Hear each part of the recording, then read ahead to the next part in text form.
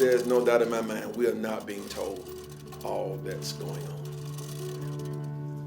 Our government knows much more about the cause, how to mitigate it, and even the cure that they are not sharing.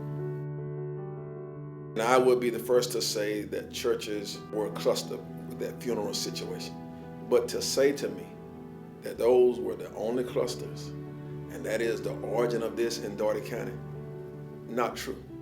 That same weekend, for example, we had a Snickers marathon in Albany. We had hundreds of people who came in here from around the country, even outside of this country, and they ran through this city, dropping droplets everywhere.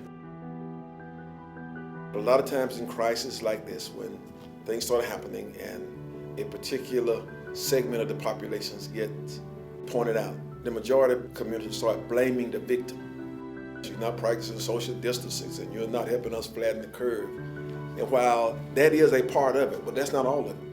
You've got to address the condition of our community before this virus hit. You can't talk about stopping this without talking about our lack of access to health care, because I don't have health insurance.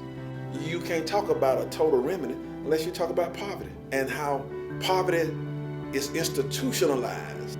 We're in Georgia. Georgia is one of those states that had the opportunity to expand health care coverage through Medicaid expansion, through other things attached to the Affordable Health Care Act, and we don't want that.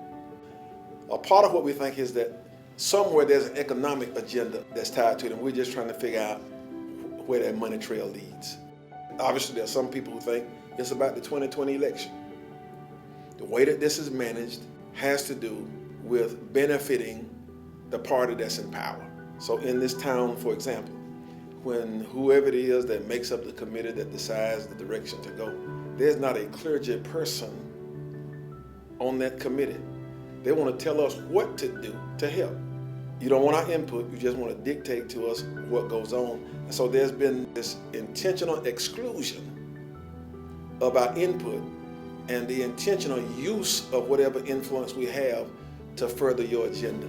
And that will not work.